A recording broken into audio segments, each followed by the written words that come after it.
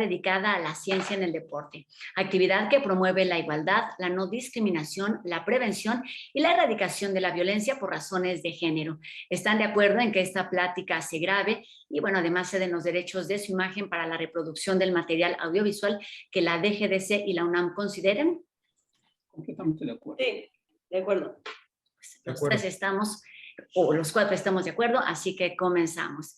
La fiesta de las ciencias y las humanidades ha comenzado y hoy les damos la bienvenida desde la página de Facebook del Museo de la Luz a la mesa titulada Eureka, Creatividad y Efecto Eureka, en la que profesionistas de las letras, las humanidades, la investigación y la ciencia compartirán desde su experiencia muy personal, pero por supuesto profesional, algunas reflexiones en torno a esta expresión de sorpresa y de satisfacción que nos indica que hemos logrado algo, ya sea como resultado de un recorrido, o algo que estamos buscando, o bien a raíz de una casualidad. Así que durante los próximos minutos también intentaremos entender qué sucede en el cerebro, saber si la creatividad es un don o todos podemos ser creativos. Esperamos resolver estas y algunas otras dudas durante los siguientes minutos de la mano de nuestros participantes, el doctor en letras Gabriel Enríquez Hernández, maestro en diseño urbano Amaury Beira Huerta, doctor en ciencias biomédicas Luis Lemus, que esperemos se conecte pronto,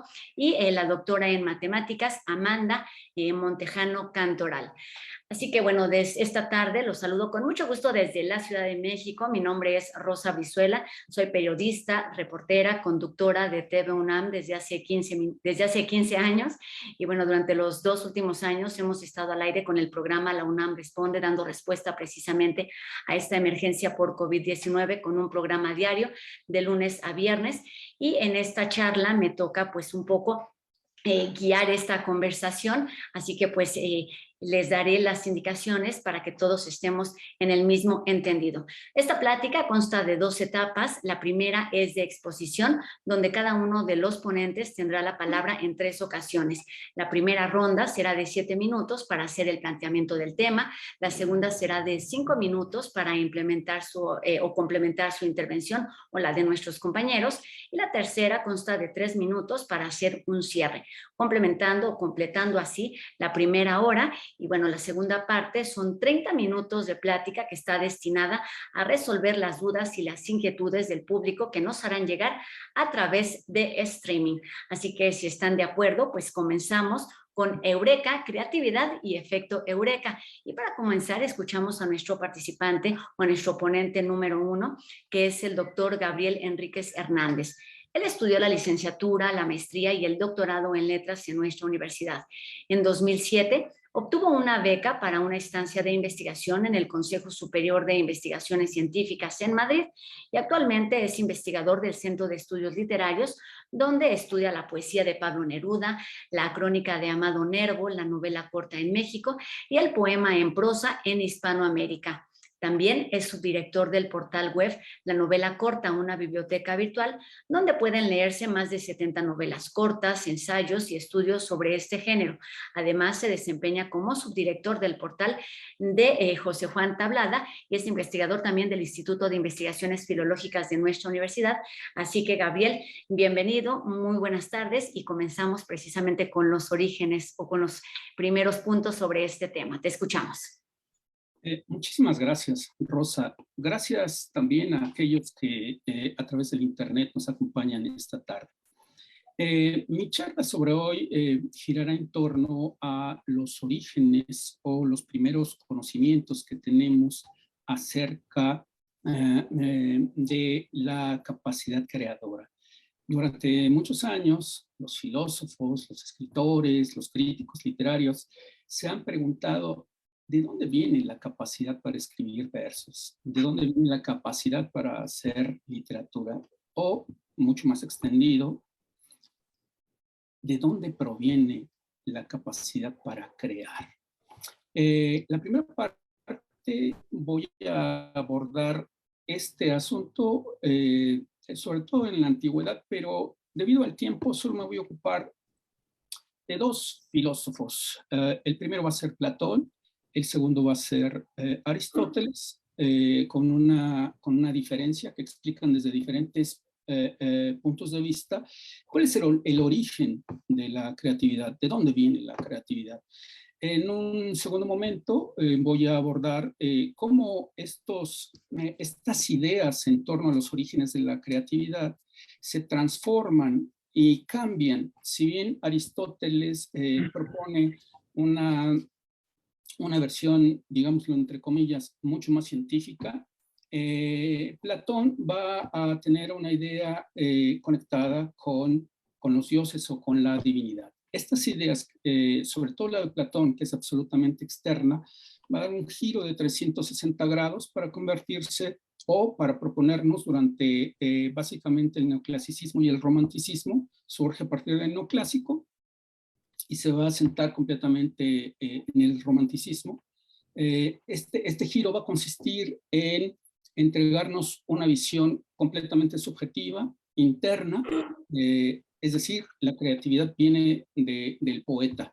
Ya les explicaré cómo sucede eso. Y finalmente, en los tiempos modernos, digamos, una de tantas ideas que se manejan dentro de la modernidad, la capacidad para escribir poemas viene de la propia literatura, lo que bien equivale a decir que un poema viene de otro poema. Antes de ser un gran escritor o de ser un gran poeta, se es un extraordinario o un gran lector, un devorador de poemas, un devorador de novelas, y esto vamos a explicarlo también con algunos poemas. Básicamente en eso consiste mi participación de esta tarde. Antes de iniciar las ideas de la antigüedad, me gustaría leerles un poema que me parece, desde mi punto de vista, celebra nuestro encuentro del día de hoy. El poema es de José Emilio Pacheco y se titula Dichterliebe, o El amor de un poeta. El poema dice así: la poesía tiene una sola realidad, el sufrimiento. O de leerlo atestigua, Ovidio aprobaría afirmaciones semejantes. Y esto, por otra parte, garantiza la supervivencia amenazada de un arte que pocos leen y al parecer muchos detestan, como una enfermedad de la conciencia, un rezago de tiempos anteriores a los nuestros, cuando la ciencia cree disfrutar del monopolio eterno de la magia. Bueno, el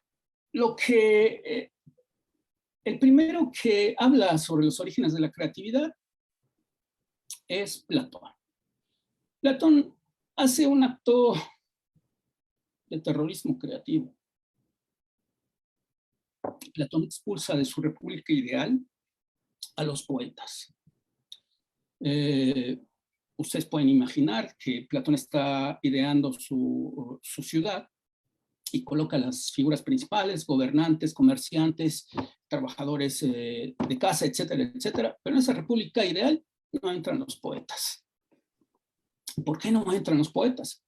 Porque Platón vivía en los tiempos de la mímesis, del arte como mímesis, es decir, del arte como imitación.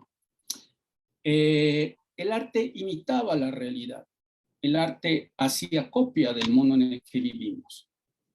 Pero Platón pensaba que este mundo era en buena medida ilusorio, porque este mundo, a su vez, era solo una representación o copia mal hecha, o una mímesis de las ideas, de los arquetipos de mayor valor, o los arquetipos para Platón estaban en esa esfera celestial, y los arquetipos eran la verdad, la bondad y la belleza. En consecuencia, si los poetas estaban acostumbrados a imitar, lo que iban a producir para Platón era una mala copia de una mala copia. Por lo tanto, jamás podrían aspirar a la verdad. ¿Qué era entonces lo que generaba un gran poeta? Platón sostenía que los grandes poetas, en los grandes poetas se llevaba a cabo un proceso que él denominó theia manía en griego, que es una locura, manía, locura, theia, una manía de los dioses.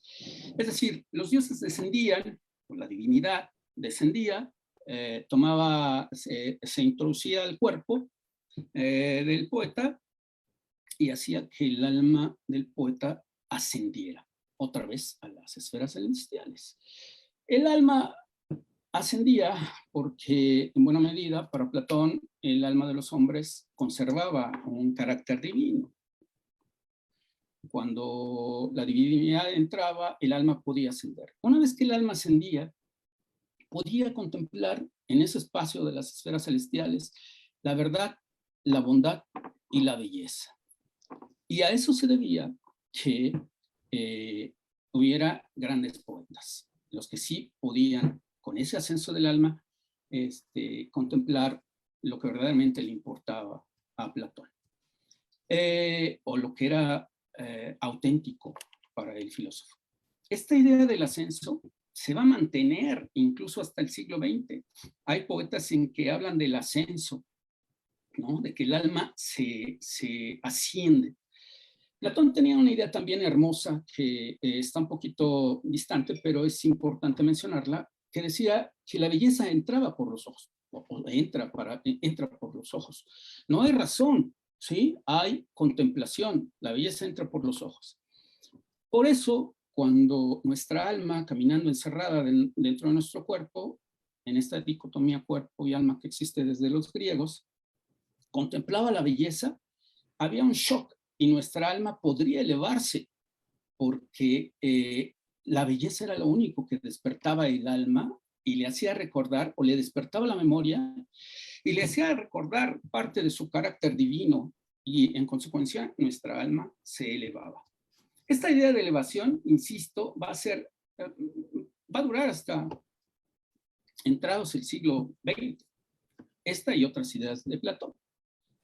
Hasta aquí, por lo pronto, podemos dejar a Platón un momento, después regresaremos. Si ya se me acabaron unos 7 minutos, indícame y regresaré después. Exactamente, ya se nos terminaron, Gabriel, pero seguiremos hablando de esto, de la poesía, la creatividad y las divinidades que siempre están presentes, al menos en todas las artes, y descubriremos si también ocurre esto en la ciencia. Así que gracias, Gabriel Enríquez Hernández. Y vamos enseguida con nuestro siguiente participante, es el maestro Amaury Vieira Huerta, quien es técnico académico responsable del área de difusión de la Unidad de Investigación sobre Representaciones Culturales y Sociales, la UDIR, esto en la UNAM Campus Morelia, que pertenece a la Coordinación de Humanidades de nuestra universidad. Amaury estudió 2 licenciaturas, la primera en fotografía en la Universidad de Guadalajara y la segunda en diseño en comunicación visual en la Facultad de Artes y Diseño de nuestra universidad. También cursó la maestría en diseño urbano, arte, ciudad, sociedad en la Universidad de Barcelona, y bueno, ha sido profesor de la licenciatura en arte y diseño de la ENES Unidad Morelia, y además ha realizado labores como diseñador gráfico, también en diseño editorial, diseño web, comunicación, museografía y fotografía. Así es que vamos a escucharte, Amaury. Muchas gracias y bienvenido a esta mesa de la Fiesta de las Ciencias y las Humanidades. Muchas gracias, Rosa. Encantado de estar aquí, y un saludo a los demás participantes de esta mesa. Encantado de conocerlos. Y también un saludo a todos los que nos siguen en la transmisión. Espero que lo estén disfrutando. Pues para empezar, también agradecer incluir un tema como la creatividad como tema principal de una mesa, ¿no? Para poder discutir esto, que para ciertas ramas, desde mi punto de vista, para todas las ramas y para todos los quehaceres es importante la creatividad y tiene una relevancia, pero para los que nos dedicamos al arte o al diseño, pues es fundamental, es una herramienta de trabajo. Y me ha permitido simplemente plantearme estar aquí, pues reflexionar más acerca de esto de la creatividad y volverme como a motivar en torno a este tema que me parece fundamental. Yo quería comenzar mi participación hablando sobre un artista que vivió en el siglo pasado, que se llamó Joseph Beuys.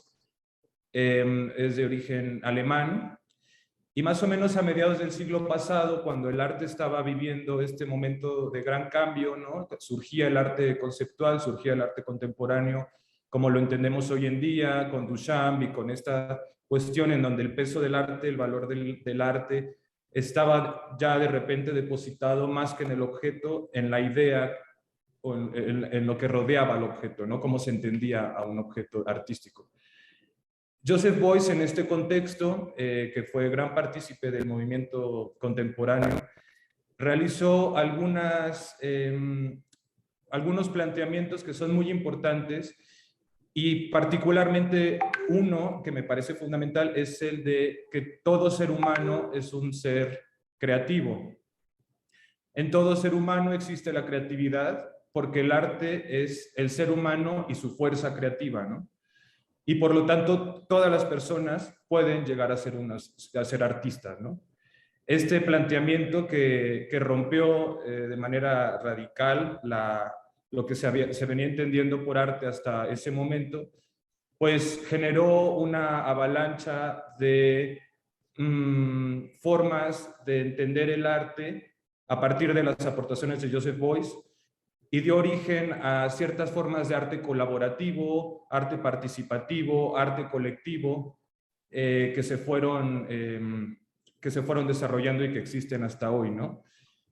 Por lo tanto, para nosotros, digamos, estas personas que ahora se les llaman los creativos, la gente que nos dedicamos al arte o a la cultura, solemos reflexionar en la creatividad como un fenómeno, no como un fenómeno externo que aparece a ciertos individuos, que viene del cielo, que no, una cuestión como de las musas, una cuestión externa a nosotros, sino siempre como algo, una fuerza interna que todos tenemos dentro de nosotros. Es una fuerza inclusive primigenia, es una fuerza antigua, es una fuerza muy poderosa que de hecho en estos planteamientos de Beuys, pues básicamente es la fuerza que nos ha hecho sobrevivir en este mundo, ¿no? Adaptarnos y transformar nuestra realidad hasta lo que vivimos hoy en día, la fuerza de la creatividad, ¿no? Entonces, entendemos a la creatividad no como un fenómeno externo, me repito, no como algo que viene del exterior y nos llega repentinamente y nos ilumina, sino como algo que existe dentro de nosotros, pero que sin embargo suele estar inhibido por factores que lo someten, ¿no? Que someten a esta creatividad. Para algunos autores como Bersbach o Palesma, ellos han intentado reflexionar sobre esto y han planteado algunos de los factores que inhiben la creatividad en las personas. El primero tienen varios, ¿no? O sea, hay varias y esto se puede analizar mucho. Hay muchos factores que impiden que las personas puedan vivir una vida creativa. Rosa, ¿cómo voy con el tiempo? Solamente por... Ok. Y bueno, yo voy a comentar tres que me parecen importantes. También los que he elegido están en relación a la creatividad en el mundo laboral, porque como decía, pues para mí la creatividad es una herramienta de trabajo y por lo tanto la relación entre el mundo del trabajo con la creatividad y cómo poderla vivir de la mejor manera, pues es un tema que me interesa también mucho. Entonces, el primer punto que ellos toman de estos factores que inhiben la creatividad es el binomio trabajo-ocio dentro del sistema capitalista. En el capitalismo, como lo plantean, pues el trabajo no es un espacio de creativo. De hecho, en el capitalismo, en el trabajo, la creatividad es expulsada de los quehaceres propios del trabajo y sin embargo, después, o sea, el trabajo no es un espacio de creatividad, y el ocio, que aparentemente podría ser un espacio de creatividad, en el capitalismo en realidad es un espacio para preparar las condiciones para seguir trabajando, ¿no?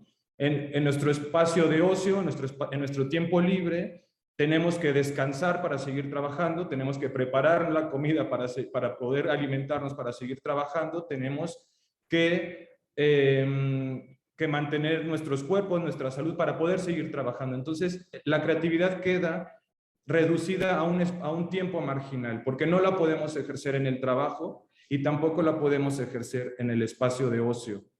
Queda en el tiempo marginal y si bien nos va, porque para mucha gente no queda en en ningún lugar no tiene tiempo, no hay tiempo para la creatividad, ¿no? Ese es uno de los factores que para estos autores determina nuestra relación con la creatividad hoy en día en el sistema en el que vivimos, que no hay tiempo para la creatividad porque ha sido expulsada, ¿no? de las labores que nos toman prácticamente todo el día, como es el trabajo. Entonces me guardo las dos que siguen para las próximas intervenciones. Gracias. Gracias, Amaury. Pasamos de esta primera intervención donde la creatividad está ligada a las divinidades, a esta segunda parte o esta segunda visión en donde pues la creatividad es una herramienta de trabajo que debemos no solamente fomentar, sino darle tiempo, darle espacio, y vamos a ponerle una pausa aquí. Lo hemos estado escuchando temas relacionados con la creatividad, con las artes, con la literatura, y parece que vamos a dar pues un giro importante porque vamos a hablar de las ciencias, la ciencia dura, las matemáticas, y para ello saludamos en esta mesa Eureka y Creatividad a la doctora Amanda Montejano Cantoral. Ella es profesora de la Unidad Multidisciplinaria de Docencia e Investigación de la Facultad de Ciencias de nuestra universidad, es licenciada en Matemáticas por esta misma entidad universitaria, cuenta con un doctorado en Matemáticas Aplicadas por la Universidad Politécnica de Cataluña, España, y un postdoctorado en el Centro de Física Aplicada y Tecnología Avanzada de nuestra universidad. Y pues nos va a explicar un poco su visión, ella, desde su experiencia, que nos decía antes de empezar esta plática, es la de precisamente inventar nuevas matemáticas, mejorar la apreciación de esta disciplina desde la investigación, pero también mostrar su belleza haciendo divulgación. Y bueno, recientemente presentó el libro Matemáticas de Colores, que seguramente todos los que no estamos familiarizados con esto o a quienes nos cuesta un poquito de trabajo, deberíamos tener en casa. Amanda, bienvenida, y te dejamos el micrófono para tu participación en la Fiesta de las Ciencias y las Humanidades. Muchas gracias, Rosa. Saludos igualmente a Gabriel y a Mauri, y saludos pues a todas las personas que nos estén escuchando, que nos estén viendo. Tengo 7 minutos para platicar de muchísimas cosas que quiero hablar. Entonces ya me presento, Rosa, yo soy matemática. El título de esta mesa o de ese conversatorio es hermoso, es esta frase o esta expresión, Eureka, que nos remite, yo creo que ya todos nos acordamos de la historia de Arquímedes, y nos remite, o sea, hay varios conceptos que están asociados con esta frase, y pues quiero agarrarme de estos conceptos para platicarles de la creatividad, pero de la creatividad que tenemos las matemáticas y los matemáticos, que quizás en una primera instancia parece que es diferente a la creatividad que tienen los artistas, pero tal vez pueda convencerlos de que no es así. Entonces, para mí, la primera cosa que remite esta expresión, Eureka, es pues la satisfacción de resolver un problema o un enigma. En matemáticas, y es interesante, lo comentaba con Rosa antes de entrar al aire, en matemáticas es interesante que mucha gente no sabe cómo qué hacemos las matemáticas y los matemáticos. ¿Qué hacemos? ¿No? O sea, estudiamos y luego divulgamos, o estudiamos y luego damos clases, o incluso en redes sociales, ahora precisamente está de moda, que dice, ¿pero qué investigan los matemáticos? ¿Qué no ya están todos los números descubiertos? Y la respuesta es que no. Las matemáticas y los matemáticos, cuando decimos que trabajamos, como retomando a Mauri, cuando trabajamos decimos que estamos haciendo matemáticas. Y hacer es una actividad creativa. Entonces, además de los artistas, también los científicos y las científicas utilizamos a la creatividad como una herramienta en nuestro trabajo. Entonces, esta expresión que nos remite a esta satisfacción de resolver un problema, pero también tiene un elemento importante que yo quiero remarcar, que es el elemento como sorpresivo, ¿no? Como de alguna manera encontré la clave o la llave que desató mi problema o mi enigma en un momento en el cual yo no esperaba que eso sucediera, ¿no? Eso nos remite también a la anécdota de Arquímedes. En este sentido, yo creo que es muy importante decir lo siguiente. Yo no soy experta en creatividad, yo solo soy matemáticas, pero bueno, la creatividad, me imagino que hay muchas definiciones de creatividad, pero podemos entender que la creatividad es esta como capacidad que tenemos de inventar o crear cosas, ¿no? Algo no estaba en el mundo y nosotros lo inventamos o lo creamos. Y este quehacer en los artistas pues es muy claro y quizás no es tan claro para las personas que hacemos ciencia. Como ya les digo, yo soy matemática, entonces hago ciencia, pero no solo eso, hago matemáticas. Y para explicarles, entonces, ¿cómo es la creatividad en el mundo de las matemáticas? ¿Qué es lo que creamos? ¿O qué es lo que inventamos? ¿No? No es una poesía, no es una instalación de arte visual, no es una escultura, no es una pintura. ¿Qué es? ¿Qué creamos? ¿O qué inventamos las matemáticas? Pues lo que hacemos, les voy a intentar explicar, esto es una opinión personal, ni siquiera es una opinión, esta es una sensación personal. Les voy a decir qué siento yo que hago cuando digo que hago matemáticas, que es mi trabajo. Bueno, yo me imagino a las matemáticas, y esta idea es muy platónica, a ver si ahorita no me hace algunos comentarios Gabriel, que se ve que es más experto que yo. Yo digo que mi percepción de las matemáticas es bastante platónica. Yo me imagino que el mundo de las matemáticas es un universo así maravilloso, pero no es este universo, no es este mundo físico en el que vivimos y el que percibimos con nuestros 5 sentidos. Lo que yo siento es que este es otro mundo aparte y cuando estudiamos matemáticas, pues vamos a ese mundo como turistas. Y entonces admiramos los paisajes, recorremos los caminos, conocemos a los personajes, interactuamos con ellos, pero finalmente ahí estamos estudiando, nos admiramos de la belleza de esos paisajes o de esas interacciones y estamos en el tour. Cuando hacemos matemáticas, cuando entra la creatividad en el quehacer de una persona que se dedica profesionalmente a las matemáticas, ¿qué pasa? Que dejamos el tour, nos aburrimos del tour turístico y nos escapamos y nos vamos a un lugar de ese universo en donde nadie más ha caminado. Y entonces todo está oscuro, sabemos que nadie ha estado ahí, alumbramos paisajes que nunca nadie ha visto. Y eso es lo que descubrimos, eso es lo que hacemos, ¿no? Inventamos personajes nuevos y luego vemos cómo interactúan con otros personajes en ese mundo. Mi tiempo se está acabando.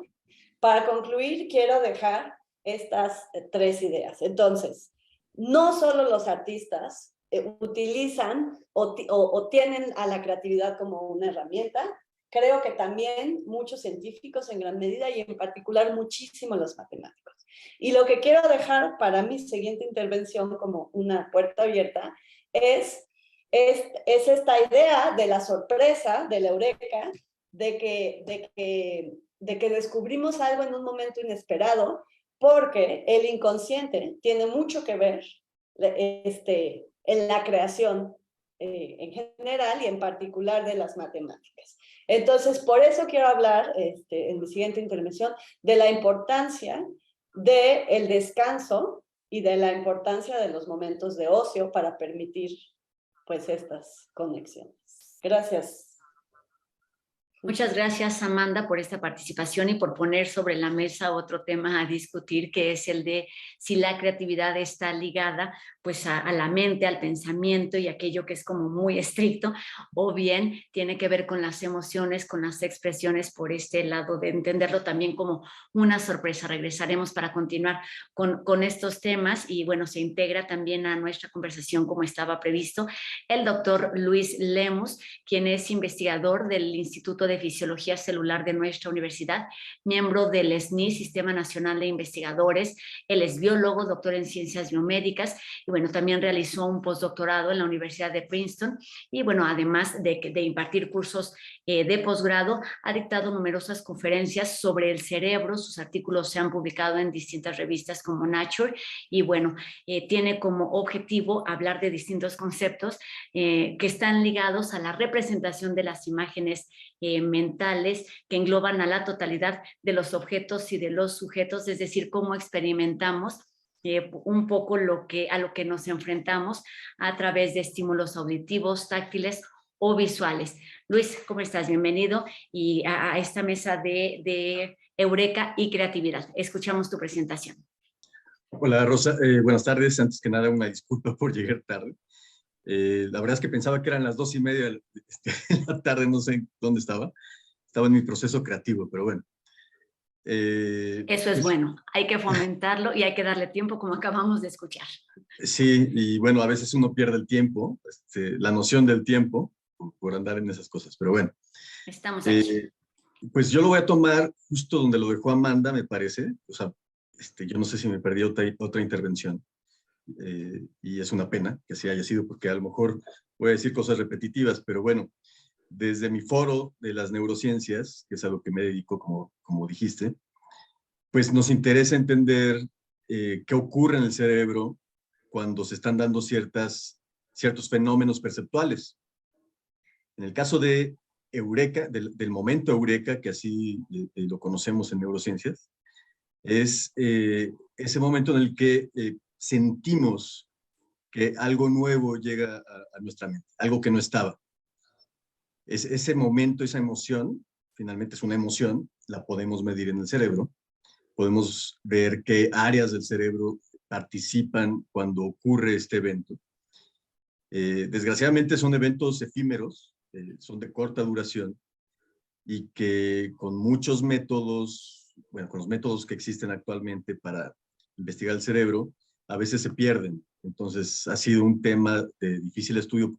Y digo se pierden porque, por ejemplo, la resonancia magnética, que es uno de los métodos más utilizados para estudiar la actividad del cerebro humano, pues más que estudiar la actividad per se de las neuronas, lo que puede medir es dónde está el flujo de la sangre mientras uno está pensando, ¿no? Mientras ocurren cosas en el cerebro. Es decir, se mide el metabolismo que está alrededor o que ocurre en las neuronas, más que propiamente medir la actividad de las neuronas, ¿no? Que en este caso lo que se intenta medir es la actividad eléctrica de las neuronas, porque es a través de esa actividad con la que las neuronas se comunican. Entonces, esa actividad que ocurre en milisegundos se pierde con técnicas como la resonancia magnética, que ocurren en segundos. Solo deja trazas de dónde hubo un cambio metabólico, ¿no? Eso es lo único que podemos ver. Entonces, hay otras técnicas como la electroencefalografía que nos da una mejor resolución temporal y otras que definitivamente es la resolución que queremos, que es medir directamente la actividad eléctrica de las neuronas, ¿no? Y para eso utilizamos modelos animales que nos permiten introducir electrodos que son tan finos como un cabello, para ver qué es lo que ocurre mientras los animales están haciendo ciertas conductas. Eso es lo que se hace en los laboratorios del mundo.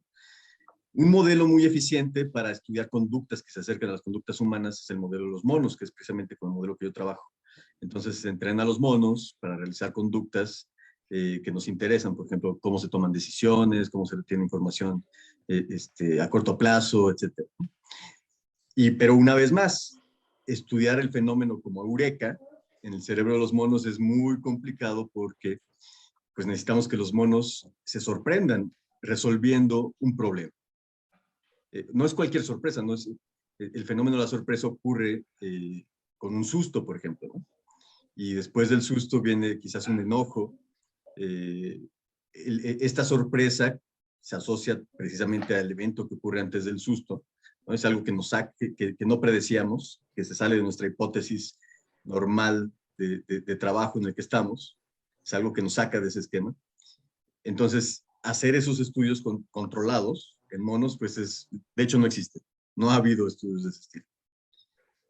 Pero bueno, las aproximaciones que se han hecho en humanos, hay pocos artículos también, nos dicen que hay ciertas áreas del cerebro que se involucran durante este fenómeno y que son las mismas áreas que participan cuando uno se sorprende, ¿no? Tiene que ver con un área que se llama la amígdala que controla emociones y que está en la base del cerebro, la parte más frontal y basal del cerebro. Ese núcleo participa sobre todo para el control de emociones que se llaman emociones primarias. Las emociones primarias son relacionadas a conductas también primarias, como por ejemplo correr, combatir, congelarse y el sexo. Son las 4 emociones primarias, ¿no?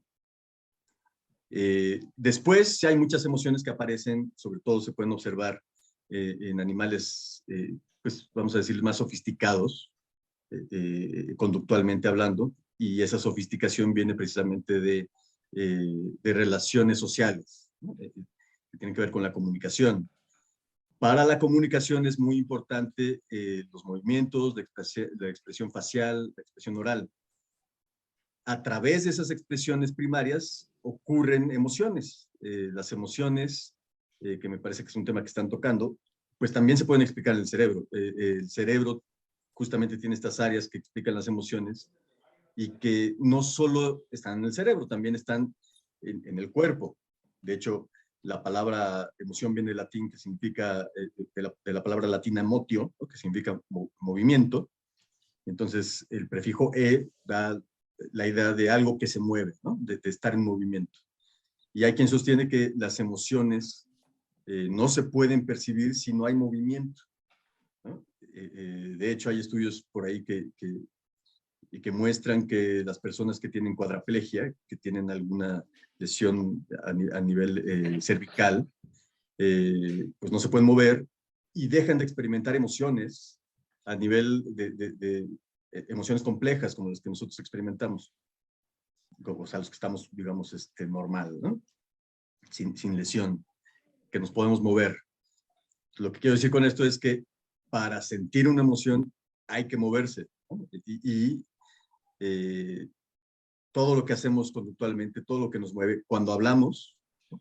Es casi imposible no mover las manos, no mover el rostro, y van emparejadas con emociones. O sea, todo lo que decimos tiene alguna emoción asociada. Si no nos movemos, entonces, pues es muy difícil incluso comunicarse y transmitir lo que queremos decir. Entonces, bueno, por una parte está esto que se puede medir en el cerebro, que es la actividad mental asociada a soluciones de problemas. De eso no he hablado, a ver si puedo hablar un poquito de eso, pero está esta parte fundamental que son las emociones.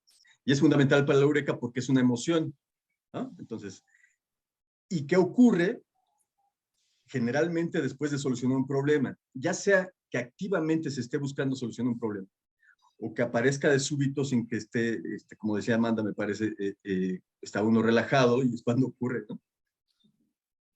Y esto me lleva a un concepto fundamental en fisiología, tanto del estudio del cerebro como este fenómeno de las emociones dentro del cerebro, que es la búsqueda de homeostasis. El cuerpo está buscando todo el tiempo estar en homeostasis, esto es, en que los balances de la química corporal sean lo suficientes, o sea, que haya un balance en esa química corporal para que las operaciones cognitivas puedan ser adecuadas. Por ejemplo, cuando tenemos hambre o cuando tenemos sueño, hay algunos desbalances químicos que no permiten que pensemos de manera correcta. Sin duda, cuando tenemos hambre, esa es la emoción que mata todas las emociones. O sea, nuestra conducta se dirige exclusivamente a buscar alimento. Y es aquí donde, evolutivamente, espero que esto no sea una lluvia de ideas así un poco alocada, ¿no? Bueno, sí lo es, pero espero llegar a un punto al final. El punto es que evolutivamente... Tenemos solamente unos segunditos porque ya terminó tu tiempo de la primera participación. Luis, si quieres cerrar la idea y nos seguimos con los participantes. De acuerdo. Cierro la idea con que evolutivamente es fundamental para la supervivencia de cualquier organismo encontrar alimento, ¿no? Y esa búsqueda en los seres humanos, que somos un organismo débil, pues nos ha llevado a algunas estrategias para alcanzar la meta de obtener alimento. Y eso tiene que ver con la creatividad, que quizás toque en el siguiente punto, ¿no? Con estos puntos terminamos la primera ronda, que era la exposición del tema desde cada una de las disciplinas, desde cada una de las experiencias de nuestros participantes. Y yo creo que para darle seguimiento, retomamos con Gabriel Enríquez Hernández para esta segunda ronda, que les recuerdo será un poquito más breve, 5 minutos para cerrar la idea principal o bien para comentar lo que algunos de los otros participantes hayan dicho en esta primera participación. Vamos contigo, Gabriel. Ok, nos quedamos con Aristóteles. Aristóteles se preguntaba no solo por los artistas, sino en un libro que se titula Problemata, en griego, Problemas. Ahí en el problema 30.1 se puede leer lo siguiente. ¿Por qué todos los hombres que han sobresalido en filosofía, política, poesía o artes parecen ser de temperamento dominado por la bilis negra, y algunos de tal forma que incluso son víctimas de las enfermedades derivadas de esta, la bilis negra, como cuentan las leyendas heroicas en torno a Hércules? Lo que quedaba claro con Aristóteles era uno, ¿no? Prácticamente con un espíritu más científico, más terrenal que Platón, es: los hombres extraordinarios son melancólicos. Y evidentemente está utilizando la teoría de los 4 humores, que era ampliamente conocida en su tiempo, de Hipócrates. Hipócrates refería que los enfermos de bilis negra, de exceso de bilis negra, los melancólicos, se referían a un dolor interno que era parecido o que era como al estado, era parecido al estado, o como si todos sus huesos fueran huesos de espinas de pescado. Entonces, la estructura ósea de los melancólicos o los enfermos de tristeza, de melancolía, estaban profundamente sintiendo un dolor como si tuvieran espinas de pescado en lugar de huesos. Y de ahí la lectura del primer poema, ¿no? La poesía proviene del dolor. La melancolía va a evolucionar y se va a terminar, como parece que es ampliamente conocido, en la enfermedad moderna de la depresión. La diferencia es que en la antigüedad se nacía melancólico, se vivía melancólico y se moría melancólico. No era un estado transitorio. Platón tuvo más éxito. Tanto es así que, digamos que en el Renacimiento recibe traducciones, pero también críticas. Una de las principales críticas que recibe Platón es: ¿cómo es posible que a un hombre mediocre, estulto, borracho, pueda ser un gran artista? Porque, en efecto, el asunto de la theia manía, de la posesión divina, no indicaba ningún hombre con superioridad intelectual, física o de cualquier otro tipo. La theia manía podía darse en cualquiera. En eso me parece que radica más la crítica, y este giro que al parecer es inofensivo. ¿Cómo es posible que los dioses puedan descender y provocar locura creativa en cualquier tipo de hombre, en cualquier hombre, si los que conocemos o los grandes escritores no son borrachos, o se emborrachan, pero muy ocasionalmente, etcétera, etcétera, etcétera, ¿no? Lo que empieza a poner en el centro es al hombre. Les contaba la vez pasada que los románticos van a transformar esta visión. No obstante, los románticos se van a apoyar en 2 frases que escribe Horacio, una en un libro que se llama Sátiras o Sermones, depende de la traducción, y otra que aparece en su arte poética.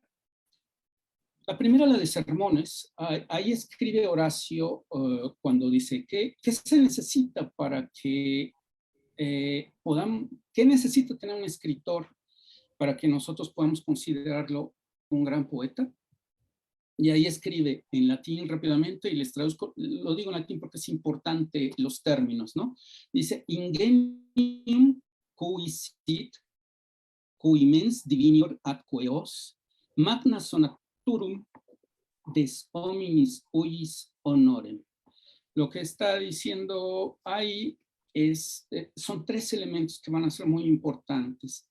Para que un escritor sea considerado un poeta, debe tener ingenium, ingenio, mens divinior, un espíritu divino, y una magna sonaturum, es decir, una gran voz que pueda dar cabida a las emociones y que pueda tener una gran expresión. La otra frase de Horacio le escribe en su Arte Poética y dice: si vis me flere, dolendum est primum ipsi tibi. ¿Qué quiere decir? Si me quieres hacer llorar, primero has de dolerte tú mismo. Desde luego que la traducción de ingenium, mens divinior y magna sonatorum fue transformada, adaptada para el pensamiento romántico y dio el giro apropiado que ellos necesitaban. Al ingenio, y de ahí va a nacer la palabra genio, tomaron el ingenio para decir que el genio creativo, nacía a partir del hombre, ya no de una divinidad. De esta manera, el ingenio se convirtió en genio y en las habilidades de un hombre para poder expresar. Obviamente, detrás de estas ideas estaba, entre otros filósofos, Kant, que dudaban sobre la percepción de la realidad.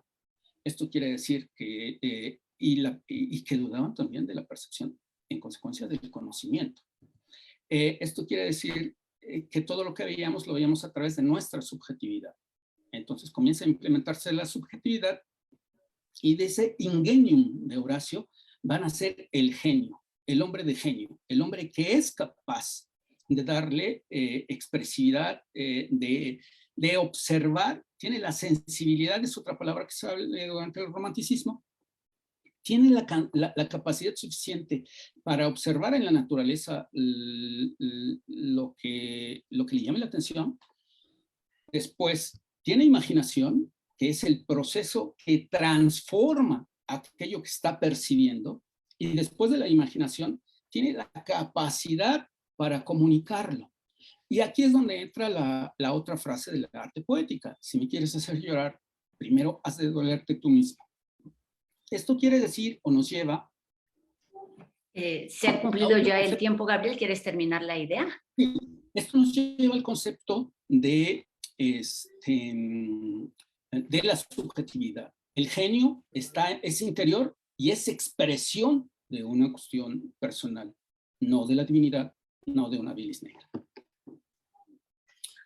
Muy bien, gracias, Gabriel. Pues nos queda claro con todos estos conceptos que la creatividad ha estado presente a lo largo de todos los tiempos y prácticamente en todas las disciplinas, no solamente como un motor para hacer, para crear, para mover, sino también como un tema, una materia de investigación. Gracias, Gabriel. Vamos con la segunda participación de Amaury. Gracias. Bueno, pues se está poniendo muy interesante. Yo estaba con algunos factores que inhiben la creatividad, entendiendo la creatividad como una fuerza que todos llevamos dentro, digamos, ¿no? Que todos podemos poseer, como decía Amanda, no solo los artistas tienen creatividad, pues es que, bueno, según Joseph Beuys, pues no nada más los artistas, es que todos tenemos esa fuerza que queda inhibida por algunos factores, ¿no? Como lo que comentaba. Otro de los factores que a mí me parece muy interesante se puede percibir, por ejemplo, en algunas metodologías de diseño. Algunas metodologías para diseñar tienen uno de sus puntos, como el punto de la creatividad, se le nombra muchas veces como el momento de la empatía. Y esto quiere decir que la creatividad surge muchas veces en el encuentro, en el entendimiento de otra persona, o de otras personas, o de otros seres. Este punto es relevante porque, como lo comentan los autores que mencionaba, la creatividad depende también de ser muy consciente de un sentido de dependencia entre todos, ¿no? Somos dependientes de los demás en todas las facetas de nuestra vida. Y por lo tanto, la creatividad se expresa mejor cuando nos entendemos en un sentido de colectividad. Por eso las aportaciones de Joseph Beuys sacaron al arte de una cuestión egocentrista, en donde la gente es el gran artista, el gran genio, la figura súper respetada, y lo lleva a un plano del arte colectivo, de la colectivización del arte. La creatividad venida desde ese egocentrismo nunca tendrá la misma fuerza transformadora, la misma fuerza de transformación de la realidad, como lo tendrá la creatividad venida desde la colectividad. Finalmente, en ese punto, Bergerac, por ejemplo, dice, la creatividad requiere de humildad, ¿no? Porque hay que entendernos en un plano mucho más horizontal con los demás para poder realmente transformar la realidad. El tercer punto que me interesa de estos factores es el alejamiento de los materiales, por ejemplo, en el mundo del arte o el diseño. Ahí sí es muy claro que el alejamiento de los materiales y las herramientas, léase la pintura, el papel, los instrumentos musicales, la cerámica, reemplazados por las computadoras, ¿no?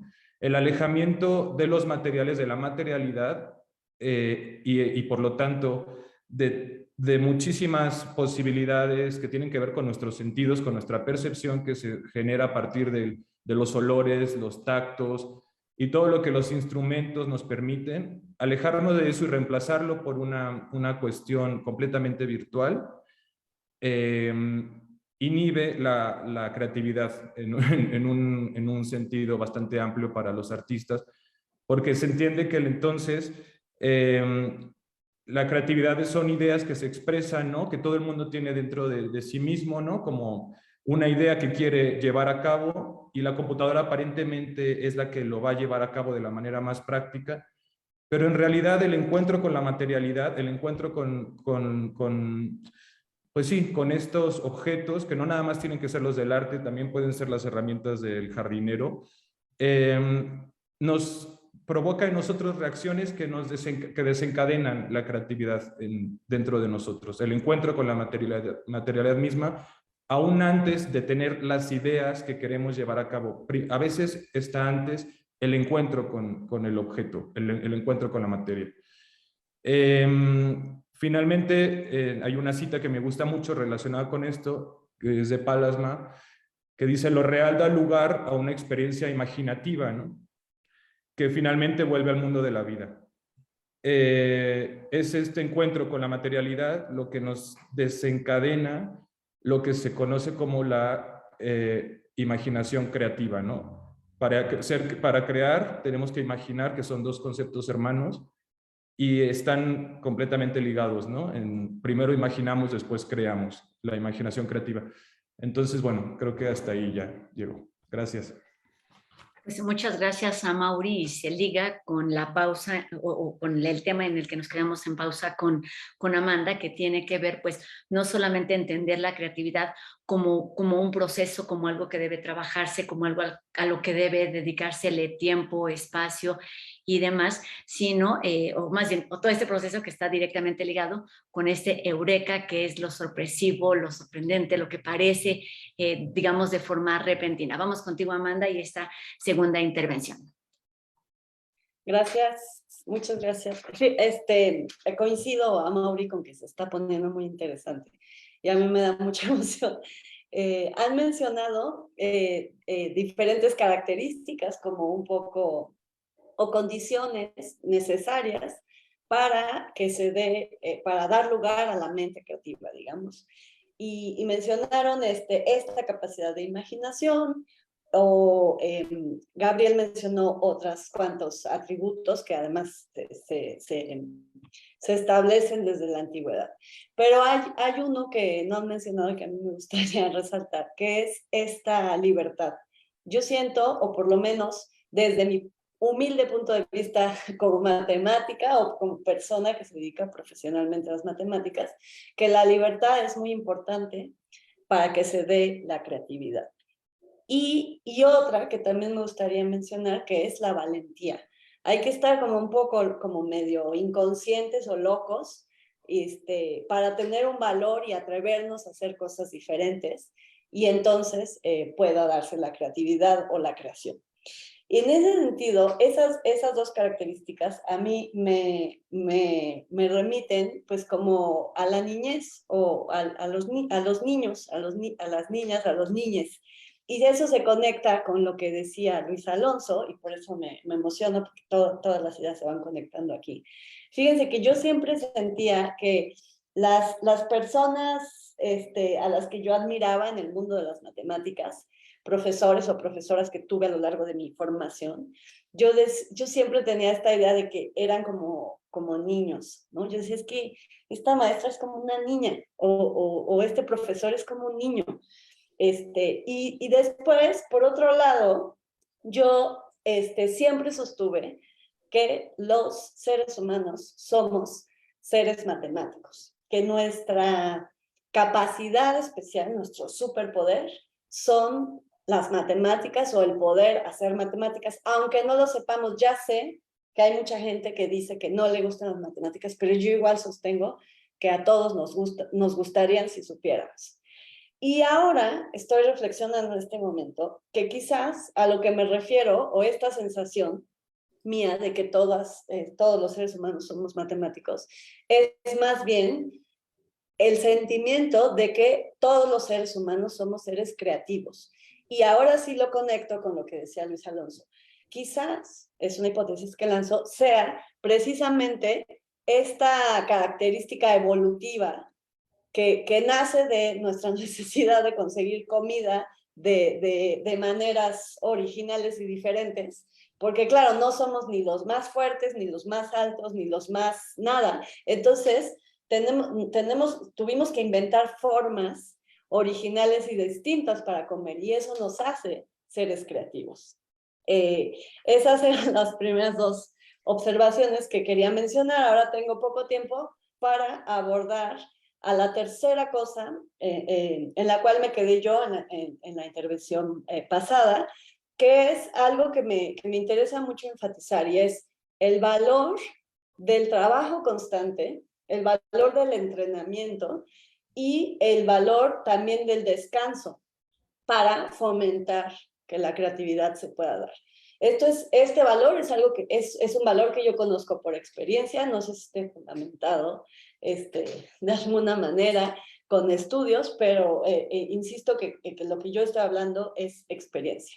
Y de hecho voy a mencionar una frase trillada que es que bueno, se le atribuye a Picasso, pero la verdad yo no estoy segura si la dijo él o no, que es esta frase que dice que sí, que la inspiración sí existe, pero tiene que encontrarte trabajando. Entonces, yo estoy de acuerdo con eso, y lo digo, por ejemplo, con esta idea de que los matemáticos o las matemáticas somos genios, somos personas geniales. Yo creo que esto no es así. Yo creo que ya se me acabó el tiempo, ya no voy a poder profundizar en esto, pero para cerrar la idea, lo que quiero decir es que en mi analogía de encontrar nuevos paisajes en este mundo maravilloso que son las matemáticas, de poder encontrar estos lugares maravillosos, pues no es una genialidad la que nos lleva a descubrir o inventar estos lugares. Lo que nos lleva a descubrir o inventar esos lugares es la intuición, y la intuición se afina con la experiencia. La experiencia solo se obtiene con el trabajo constante, o no sé si solo, pero se obtiene con el trabajo constante. Y entonces viene el momento de eureka, como si fuera una genialidad, pero en mi opinión es una construcción, es el producto de caminar con paciencia y de entrenar y de, ya me vio Rosa con cara de que ya se me acabó el tiempo. Entonces, bueno, lo voy a dejar ahí en mi intervención y los escucho. colega. Yo preferiría que terminaras, Amanda, porque en verdad tenemos muchísimas preguntas que están llegando del público, entonces creo que te podemos dar un minutito más para que cierre la idea y vamos con Para Luis. cerrar la idea, yo pienso que todos somos creativos, que la creatividad se puede enriquecer, fomentar o, no sé, ya se me fueron las palabras. Darle tiempo y espacio, nos decía Mauri. Con el trabajo constante, con la dedicación, con el profesionalismo, con la paciencia. Y que ese proceso es muy importante para los momentos de genialidad, que a veces culturalmente hemos aislado como si fueran momentos independientes de todo el camino que se recorrió antes. Y yo creo que con eso. Pues coincido con sus puntos de vista, porque a veces, mientras los escuchaba, pensaba en que nos da por pensarnos, o filósofos, o artistas, o matemáticos, o periodistas, y ya que vamos escuchando los puntos de vista de los demás, pues sí me parece que llegamos a la conclusión de que somos seres integrales y que podemos hacer de todo un poco, aunque nuestra especialización o nuestro principal interés sea uno. Así que pues vamos con Luis para esta segunda intervención. Gracias, Rosa. Bueno, pues yo voy a tocar algunos puntos desde mi óptica de biólogo, que antes que nada soy biólogo, y bueno, que tiene que ver con lo que se mencionó previamente. Por ejemplo, me gustó mucho el asunto que dice Mauri de los esfuerzos sociales. Finalmente nos movemos en grupos sociales, con el asunto de la valentía que toca Amanda, que me parece muy interesante.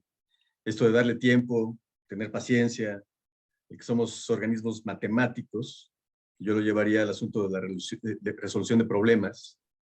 El necesitar un entrenamiento, es decir, estar trabajando constantemente en alguna cosa para hasta volvernos expertos, ¿no? Y ese volvernos expertos nos da conocimiento, que después quizás nos da un pensamiento intuitivo, ¿no? O sea, por ahí leí, no me acuerdo dónde leí, que la intuición es muy útil siempre y cuando se tenga conocimiento, ¿no? Porque es entonces cuando se unen conceptos ya trabajados en algo que no es quizás muy consciente, que es intuitivo, pero siempre hay que confiar en la intuición de los expertos. Cuando uno no es experto en algún tema, es mejor no confiar en la intuición. Ya me acordé de un libro que se llama Blink, ¿no? Parpadeo. El autor se llama... se los debo, pero es muy interesante ese libro que habla precisamente de la intuición. Blackwell, el apellido Blackwell, el autor. Bueno, entonces con todos estos conceptos, y quiero aterrizar siendo biólogo con un ejemplo que a mí me mueve a pensar acerca del momento eureka, o sea, la razón biológica por la que existe. Entonces, imaginemos, bueno, yo imagino al Homo erectus, ¿no? En la sabana, que es pues nuestro ancestro más reciente, hace 2,5 millones de años, en una sociedad en la que, igual que nosotros, débiles físicamente, más o menos, porque de gran resistencia física para correr, ¿no? Quizás somos los organismos más resistentes para carreras de larga distancia, de larga duración. Si bien no somos los más rápidos ni los más fuertes, sí corremos largas distancias cuando estamos en la sabana, ¿no? Cuando estamos en esa situación natural. Actualmente, pues yo ya no corro ni 10 metros, pero en esa situación humana, ¿no? Incluso del Homo erectus, pues sin duda para conseguir alimento, pues se requería paciencia, se requería tiempo, porque quizás seguir a un ñu en la sabana, pues el ñu escapa y se va, a veces se pierde de vista, se esconde detrás de los matorrales, no sé si se mete a una caverna, etc. Entonces la estrategia es seguirlo y seguirlo y seguirlo, y es una estrategia que actualmente siguen algunas comunidades nómadas en África, que es cansar a la presa después de perseguirlo horas y a veces días, ¿no? Después de eso, a veces colapsan del cansancio y es ahí donde se caza la presa. Y cuando está a distancia suficiente para ser cazada, pues hay que aventarle una piedra, hay que aventarle una lanza, hay que aventarle una flecha, en fin, las estrategias, las herramientas que van evolucionando, y se puede ver en el registro fósil también. Piedras, labradas, esa creatividad que mueve a los individuos que lo crearon, es con el fin de comer, ¿no? Con el objetivo de comer. Ahora, si nosotros no tenemos la fuerza suficiente para utilizar estas estrategias de persecución, si no tenemos, lo que tenemos es conocimiento, lo que tenemos un poco de intuición, los más viejos quizás de la tropa tienen conocimiento suficiente para leer del entorno señales, por ejemplo, las huellas de los animales, y a través de esa lectura, incluso de las heces fecales, ¿no? Si acaban de desechar o si acaban de pasar, nos dan señales que nos permite ir en búsqueda de este alimento. Resolver esas pequeñas señales, este cerebro matemático, la resolución de ese pequeño problema en ese momento, pues nos da una gotita de dopamina, ¿no? La dopamina, esta sustancia de la felicidad, que también está muy relacionada a la recompensa. Ese entender instantáneo de, para allá va la vaca, ¿no? Aunque no la vea, me da la energía suficiente, me da la motivación suficiente para continuar con la meta, y que es una meta además abstracta, porque como no estoy viendo al animal, yo hice un plan en sociedad también, la comunidad de la tropa, convencerlos de que tenemos que ir para allá, darles la información suficiente, todo eso solo se puede lograr si los demás también ven lo mismo que yo estoy viendo de manera abstracta. Y lo van a entender con esta emoción de una pequeña dosis de felicidad, de que sí, claro, tienes razón, para allá va la presa, ¿no? Ese momento de entendimiento, ese momento instantáneo, es un momento de eureka, ya sé para dónde va la vaca, ¿no? Entonces, esa fuerza que nos ayuda a que a cada instante buscamos una dosis de dopamina, un pequeño alimento que sustituya al alimento real, es una fuerza que quizás es muy adaptativa en los seres humanos, porque sin eso no tenemos la fuerza para cazar un león, ¿no? Para nada, no tenemos la fuerza para cazar ni un conejo, que corre más rápido. Entonces, quizás gracias a eso, pues se ha exacerbado en nuestras conductas, y que se puede ver a través de la creación artística, todo tipo de creación, ¿no? O sea, este recurso que tenemos de solucionar problemas inmediatos y sentir esta emoción que nos da un poco de alimento. O sea, esta es una hipótesis que yo arrojo, que es algo que yo he pensado, y que bueno, en cuanto al cerebro, hay algunas pruebas de que las áreas que se encienden con la dopamina cuando sorpresivamente se encuentra algo, o cuando comemos algo muy sabroso, etcétera, son las mismas áreas, ¿no? Tanto de la alimentación como del descubrimiento y la sorpresa. Pues ahí la dejo. En lo que coincidimos es que la sorpresa y la felicidad están ahí presentes en distintos procesos, y yo pues quisiera un poco lanzar al aire estas preguntas. El efecto eureka entonces es resultado de la creatividad, van de la mano. La creatividad entonces tiene que ver con la inspiración, que es una palabra que quizás no hemos mencionado mucho, tiene que ver con el trabajo diario, con la dedicación y con todo este entorno que debemos procurar para poder ser seres creativos, independientemente de la disciplina a la que nos dediquemos. Pues vamos con el cierre. Comenzamos contigo. Pues seguimos, como decíamos, en orden, Gabriel, para tu idea final de esta primera parte de la mesa.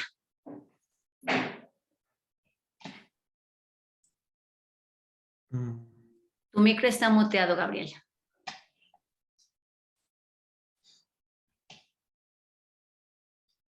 Perdón. Voy a terminar con una idea que me parece que va a darle pie a Amanda para que comente después. Y que esta idea retoma una idea que también ha manejado a Mauri, que está basada en la colectividad. Hay una frase, me parece que es más o menos conocida, de un escritor catalán, Eugenio d'Ors, que dice lo siguiente: solo hay originalidad verdadera cuando se está dentro de una tradición. Todo lo que no es tradición es plagio.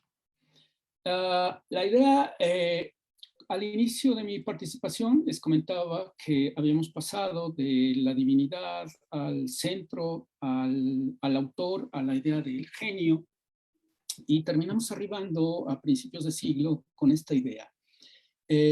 Pacheco se pregunta alguna vez de manera retórica si habrá un poema escrito que no hable de otro poema. Lo que quiere decir, y lo que les planteaba desde el inicio, es que no hay originalidad referida a lo nuevo. Lo que quiere decir Eugenio de Ors cuando dice que todo pertenece a la tradición y todo lo que no es tradición es plagio, es justamente esto. Dors está manejando la idea de una colectividad que escribe poemas, que escribe literatura, y todo pertenece a eso. Y reitera la idea que yo les planteaba: un poema proviene, se origina en otro problema. Y yo creo que hace muchísimo contacto porque, como dijera Alfonso Reyes, todos lo sabemos entre todos. Me parece que para que exista Einstein, debió haber existido antes Newton, ¿no? Y las conexiones que hacen, o el trabajo parte de un trabajo que nos precede. De la misma manera pasa en la ciencia, me parece que en la literatura. Creo que con eso quiero cerrar, y si tengo algún tiempo les puedo leer después, más adelante, algunos poemas de Pacheco donde hacen alusión a esta idea de pertenencia a una tradición más que a un poeta. Incluso propugna también retóricamente la desaparición del autor. Muy bien, Gabriel, pues vamos con esta idea final. Seguimos con Amaury. Yo no me había planteado concluir con algo. Yo diría que la creatividad es política, la creatividad es una decisión que debemos asumir, que somos todos seres creativos, que somos capaces de transformar una realidad que necesita urgentemente ser transformada. Necesitamos plantear cambios en nuestro entorno, en un entorno deteriorado, y que tenemos que procurar la creatividad de nuestras vidas para poder transformar esta realidad. Y no es en realidad una situación que tenga que ver con cuestiones a veces que no podamos como entender, o que pertenezcan a divinidades o a ensoñaciones, sino que tiene que ver con algunas formas en las que está estructurada la realidad y el sistema en el que vivimos, que necesitamos poner sobre la mesa y cuestionar. Muy buen cierre, Amaury, a pesar de no haberlo preparado. Tiene que ver justo con la plática y cómo se van enriqueciendo nuestras ideas cuando escuchamos los mismos conceptos en otras palabras, en otras personas, y con otra visión, que eso es de lo que se trata también, me parece, un poco la creatividad. Dejarte sorprender y estar como atento con todas las antenitas para captar todo eso que está a nuestro alrededor. Gracias, Amaury. Vamos con tu última intervención de esta primera ronda, Amanda. Gracias, Rosa. Pues sí, para cerrar, no voy a retomar las palabras que me dejó Gabriel, que me parece muy interesante esta discusión de la tradición, el plagio, porque no me quiero ir por ahí. Quisiera más bien concluir diciendo lo siguiente. Yo, entonces, lo voy a lanzar así. Siento de esta conversación maravillosa que estamos teniendo, se me ocurre concluir que el ser humano, así pensando como decía Luis, imaginándonos al ser humano hace todos esos años en la sabana, el poder que tuvimos los seres humanos, podemos plantear que, bueno, fueron varios, pero en este momento quiero enfatizar dos. Uno, la creatividad, y otro, el trabajo en equipo, la capacidad de imaginar y llevar a cabo empresas colectivas, ¿no? Trabajar en equipo. Con respecto a la creatividad, pues me interesa mucho retomar lo que decía Luis, porque, y además, con el título de este conversatorio, ¿no? Eureka, que nos remite a esta satisfacción, a esta sensación tan satisfactoria de resolver un problema. ¿Por qué resolver problemas se siente bien, no? ¿Por qué esa gotita de dopamina que nos hace sentir bien? Pues porque ese es el plus evolutivo que tuvimos para llegar hasta donde estamos. Y eso es lo que nos hace seres creativos, ¿no? Porque es como un círculo, porque somos seres creativos porque se siente bien resolver problemas o se siente bien resolver problemas porque somos seres creativos. Eso se lo voy a dejar mejor al biólogo. Le echo la bolita. Pero por otro lado, quiero retomar algo que estuve mencionando en mis otras intervenciones, que es este segundo elemento que a mí me remite la expresión eureka. Uno es la satisfacción, ya lo abordé. El segundo es la sorpresa. La sorpresa de encontrar esa clave o de solucionar ese problema en un momento inesperado. Y en ese sentido, yo creo que esto viene de una parte que ya no exploramos, que es, que lo voy a mejor dejar a modo de pregunta. ¿Qué tanto interviene el inconsciente en nuestra creatividad? ¿Qué tanto debemos de permitir? ¿O qué tanto o no debemos de permitir? ¿O qué tanto sucede que el inconsciente participa en los procesos creativos?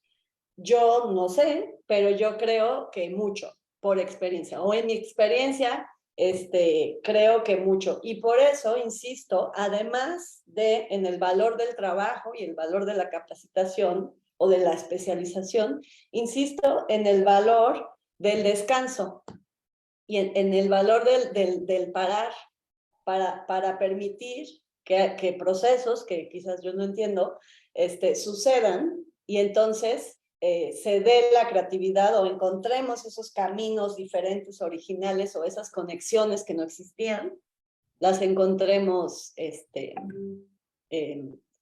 o sea, para que eso suceda en mi opinión, es necesario también parar y descansar y permitir que tras bambalinas algo suceda en el cerebro, pero mejor, a lo mejor algo nos puede comentar Luis. Gracias. Muchas gracias, Amanda. Vamos con Luis, que ahí tienes una de las tantas preguntas que están llegando a nuestro chat para descubrir, para entender qué es lo que nos hace creativos, pero también por otro lado, qué es lo que nos limita, cuáles son esas herramientas que necesitamos fortalecer para seguir resolviendo dudas, para seguir dejándonos pues, sorprender y también aportar como seres humanos, como seres colectivos. Vamos contigo, Luis. Híjole, pues es todo un tema, como dice por ahí. Y estoy completamente de acuerdo con lo que han dicho. Con lo último que plantea Amanda, definitivamente son preguntas pues que están abiertas, ¿no? Son preguntas abiertas. Mi impresión, por mi intuición, ¿no? Si es que algo tengo de conocimiento, y muy poco, mi intuición es que durante el sueño, el descanso, pues se generan estas conexiones que generan circuitos que después remiten a ideas, conceptos. Lo que aprendemos, lo aprendemos cuando dormimos. En ese sentido, no se hace de manera consciente, ¿no? O sea, de manera consciente estudiamos, metemos información, pero realmente generar conocimiento nuevo se hace cuando dormimos, ¿no? Entonces, de ahí el beneficio del descanso, el beneficio de comer bien, ¿no? Que también la alimentación juega un papel fundamental en el aprendizaje. Entonces, pues mi intuición me dice que la intuición de Amanda es correcta, ¿no? En el sentido de que el descanso es fundamental para tener nuevo conocimiento, ¿no? Luego nos despertamos con una nueva idea. A lo mejor aterriza cuando estamos bañando, no sé, pero ocurre después de un momento de descanso. Bueno, a mí me ocurre, supongo que dado que es algo que sucede después de descansar y el aprendizaje sucede después de descansar, pues entonces las ideas nuevas no solo se dan cuando uno trabaja, ¿no? La creatividad no solo se da, en efecto, picando piedra, buscándole, encontrando, pero casi sin dudar, cuando uno está trabajando, después, ya cuando se descansa, es cuando se integra esa información. ¿Y por qué casi sin dudar? Porque es cuando se aprende.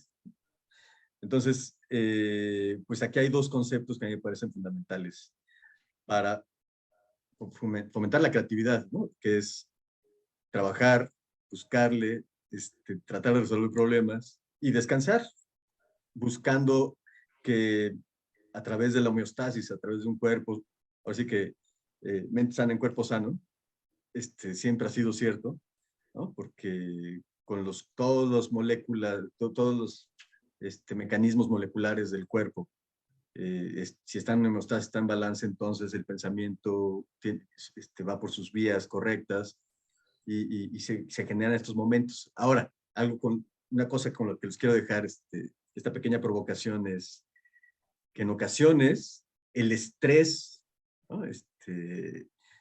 La angustia, el esfuerzo, todas esas cosas también generan estos momentos en los que aparecen cosas nuevas, porque se está jugando con el balance, ¿no? Metabólico. Cuando uno lleva el cuerpo un poquito a no dormir, un poquito a demasiado ejercicio, pero se compensa después con mucho sueño, con mucho, ¿no? Hay momentos en los que aparecen estas cosas nuevas, porque tiene que ver con esta emoción y las emociones basadas en la fisiología, en los lugares a donde va el cuerpo, ¿no? Fisiológicamente hablando, en toda esa dinámica, pues ocurren cosas creativas, ¿no? Quizás porque nos estamos moviendo, ¿no? Las emociones mueven, entonces esta búsqueda constante de emociones, de dopamina, de alegría, de tristeza, todo eso produce nuevos conocimientos, ¿no? Estoy hablando a lo loco, ¿no? Estoy improvisando, porque a diferencia de Mauri, yo no solo no preparé lo final, el último, sino no preparé nada, pensando que era una mesa redonda, ¿no? Pero bueno, yo con eso lo voy a dejar. Dejo estas ideas ahí al aire, ¿no? Que tienen que ver con la homeostasis, con la dopamina, con la búsqueda de solución de problemas, ¿no? Con eso lo dejo. Pues yo creo que estos puntos y cada una de las ponencias, en verdad, enriquecen, quizás no solamente para resolver dudas, sino para generarnos nuevas, que de eso es de lo que se trata también la vida, generar nuevas dudas que nos muevan a seguir buscando, a seguir investigando, a seguir acercándonos a personas que puedan ayudarnos a resolverlas, pero también hacerlo por nuestros propios caminos. Y tenemos, en verdad, muchas preguntas que voy a ir leyendo, porque tenemos solamente oportunidad de resolver dos. Una es, ¿existe alguna barrera para la creatividad en la vida diaria? Aquí me voy a atrever un poco a responder, lo mencionabas, Luis, puede ser pues este estrés, este miedo a arriesgarte, y entonces, si estás de acuerdo, creo que podemos ser muy breves y terminar diciendo que sí hay barreras, que puede ser una de ellas el estrés. Menciónanos dos más para completar la idea. No, yo no creo que haya barreras. ¿Crees que no? Muy bien. Pues es que no sé, no sabría yo decir eso. No Pero sé si yo creo que Amaury dijo cosas muy importantes al inicio de estos inhibidores. O sea, yo diría que la barrera para la creatividad es el capitalismo. Que esta manera de este sistema en el cual vivimos, y lo explicó Amaury muy bien al inicio, cómo el trabajo nos inhibe la creatividad, etc. De hecho, fíjate que ahora que desgraciadamente me perdí lo que dijo Mauri al principio, pero existe un ensayo fantástico de Sir Bertrand Russell, ¿no? Que se llama Elogio al ocio, y que precisamente él habla de esto, ¿no? Del problema del capitalismo y la creación tecnológica, que el error fue aceptar que los empresarios, en lugar de reducir horas de trabajo, redujeran empleos, ¿no? O sea, si tenían una máquina que hacía alfileres por 3,000 empleados, en lugar de eso, decidieron correr a los empleados cuando el gobierno debió obligarlos a no los corras, solo que trabajen 4 horas, ¿no? Porque no necesitas más. Y se llama elogio al ocio porque es justamente en el ocio, en donde dice Bertrand Russell, que es donde aparece, emerge la creatividad, ¿no? Porque uno está descansando, uno está viendo muchas cosas, está paseando, y es donde ocurren muchas circunstancias que nos permite precisamente arrojar nuevas ideas. Y porque fue finalmente con el ocio donde se creó esta máquina para hacer alfileres, ¿no? Les recomiendo mucho ese ensayo de Russell, ¿no? Vamos a anotarlo. Elogio al ocio. Amaury, ¿algo para cerrar esta pregunta? Sí, bueno, al parecer la creatividad no conoce de espacios, no sabe dónde sí y dónde no. O sea, lo que pasa con el capitalismo es que el capitalismo tiende a alienar el trabajo, los trabajos alienados de la creatividad o de la espiritualidad o de muchas funciones que son parte de nuestra vida, ¿no? O sea, si Joseph Beuys, que es este autor que yo he retomado mucho, decía que que un artista es quien trabaja con creatividad, ¿no?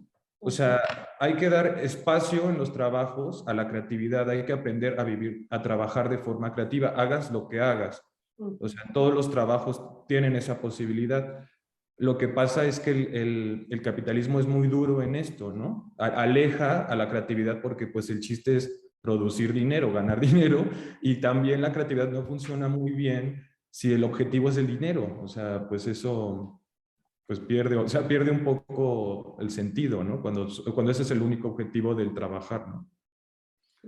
Pues retomemos estos valores que también mencionó Amanda, como son la libertad, la valentía para atrevernos, para arriesgarnos, para buscar, partiendo del hecho de que somos seres sociales, de que somos seres creativos, independientemente de que nos dediquemos a las matemáticas o a cualquiera de las artes.